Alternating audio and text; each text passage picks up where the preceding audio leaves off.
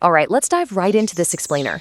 If you look at the modern glossy tourist sheen of Istanbul and Baku today, you'll find two absolutely incredible, iconic landmarks, and they both share the exact same enchanting name, the Maiden's Tower. But we're going to strip away that romanticized veneer because we want to uncover what really happened in their deep, gritty pasts. We're going to travel back thousands of years to explore the intense military, religious, and sometimes totally devastating historical realities that these ancient stones have actually witnessed. Because let's be honest, the truth is that the most fascinating parts of history are usually hiding in plain sight, right behind the biggest tourist traps. But before we dig into the hard historical facts, we kind of have to ask ourselves a pretty wild question. Did a venomous snake really kill a doomed princess who was locked away in a tower in the middle of the sea? It's exactly this captivating mystery that gave these structures their names in the first place. To truly understand these monuments, we first have to look at the enchanting and tragic myths that locals have been whispering about for centuries, just to see if they could possibly be true. So, here is our roadmap for today's historical investigation. 1. The legends of two towers. 2. Istanbul's ancient defense fortress. 3. Garrisons, lighthouses, and plagues. 4. Baku's ancient fire temple. And 5. The truth behind the towers. Section 1. The Legends of Two Towers. Princesses, Snakes, and Tragic Lovers. Let's start with the rich folklore that has captured the imagination of travelers and locals alike for centuries. Istanbul's tower actually boasts two famously conflicting myths. On one hand, you have the story of a Byzantine emperor. An oracle warns him that his beloved daughter is going to die from a snakebite on her 18th birthday. So to completely thwart this prophecy, he builds a massive tower right in the middle of the Bosphorus. But tragically, on her birthday, a venomous asp hidden inside a gift basket of exotic fruit bites and kills her anyway.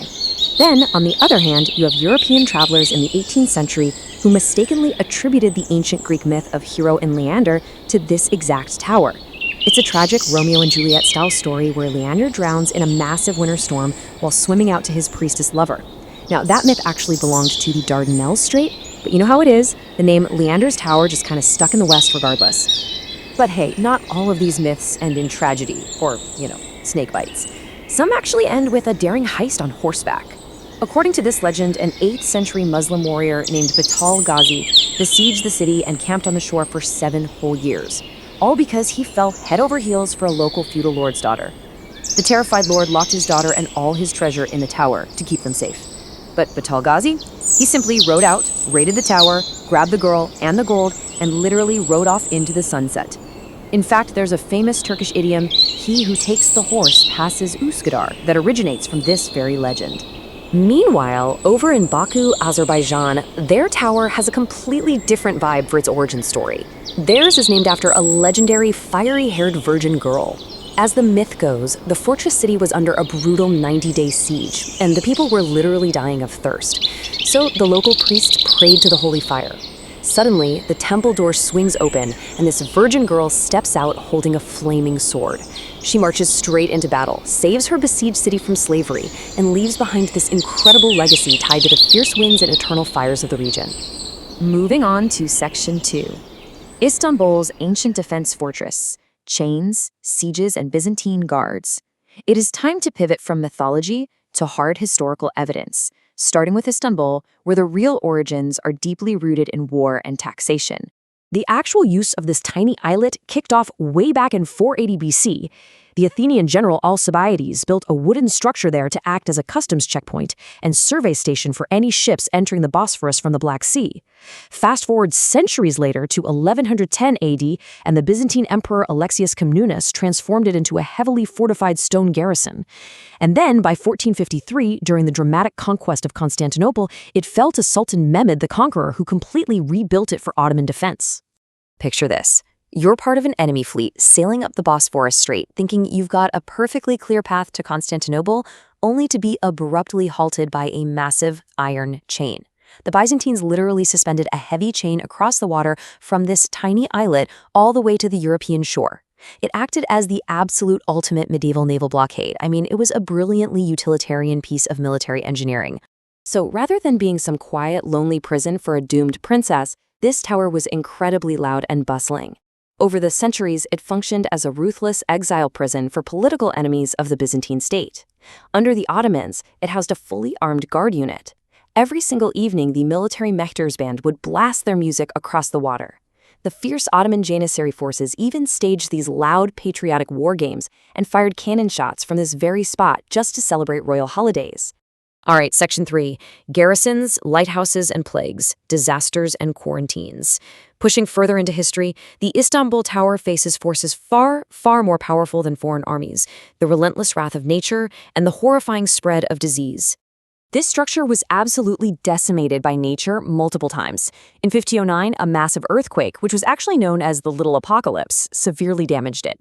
Then, in 1721, it completely burned to the ground.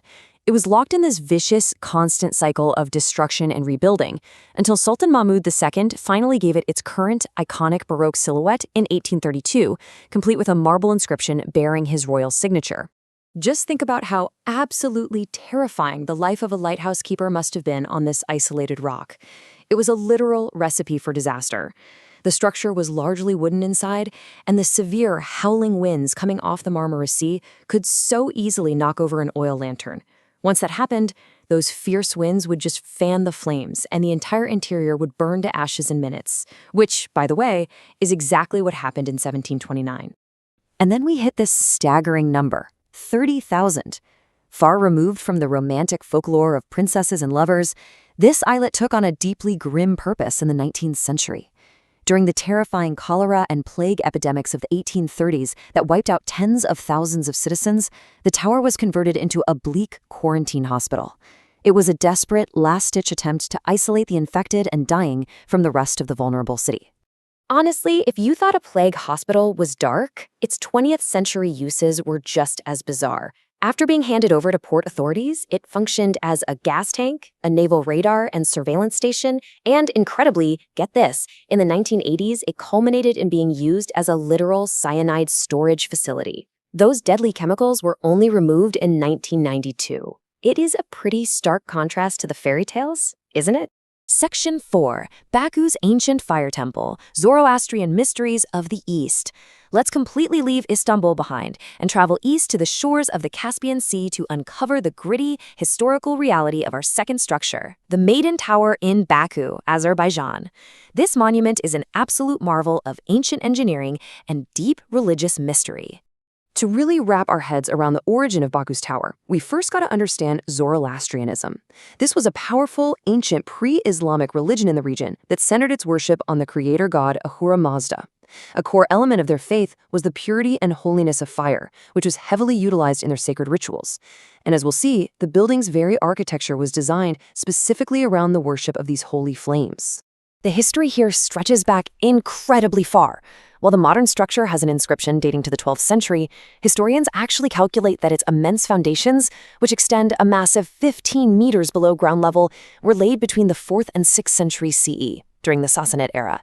And some archaeological evidence even suggest it was an active fire temple as early as the 8th century BC. Notice the number 7 here. The physical architecture of this tower literally mirrors the spiritual beliefs of the time. The top features 7 distinct fire exits. In Zoroastrian belief, there are 7 steps or 7 skies required to reach heaven. So these architectural exits allowed the sacred, ritualistic flames to burn brightly and reach upward toward the divine. The crazy thing is, the scientific community is still fiercely debating what this tower's exact primary purpose actually was. Was it strictly a Zoroastrian fire temple? Was it a massive defensive bastion for the Sassanid Empire? Or perhaps something even more scientific? Because of the 31 carefully hewed stone protuberances on the upper section, some historians argue this ancient fortress doubled as a highly advanced astronomical observatory designed to track the days of the month. It's like a giant ancient puzzle. Which brings us to Section 5, the truth behind the towers, separating fact from fiction. As we wrap up our historical investigation of these two incredible monuments, we have to look closely at the massive chasm between what the legends tell us and what the stones and archives actually prove. When we put the two directly side by side, the truth is just laid totally bare. Neither one of them was built to lock away a beautiful doomed princess. Istanbul's tower was born of pure military necessity, a customs station, a blockade, and eventually a tragic plague hospital and a cyanide dump. Baku's tower is a colossal testament to ancient religious fire worship, deep structural engineering, and astronomical observation. They served intense, highly utilitarian, and sometimes incredibly dark purposes for their respective empires. Yet, despite all the brutal earthquakes, the raging fires, the plagues, and the military sieges, the myths just refuse to die, do they? The powerful words of the ancient Magus from the Baku legend, calling upon a fiery virgin to save the city, still capture exactly why these structures endure in our cultural memory. We are just naturally drawn to the romance, the tragedy, and the heroism of the myths, even when the actual historical truth is far, far more complex. So I'm going to leave you with this final thought to ponder as we conclude our explainer. Does the gritty, raw truth of medieval naval chains, cholera hospitals, and ancient Zoroastrian fire rituals make these monuments more captivating to you? Or is it the romantic myths of snakebites and tragic lovers that truly give these stones their magic? Understanding both sides gives us a profound respect for the deep, fascinating history of the Maiden's towers.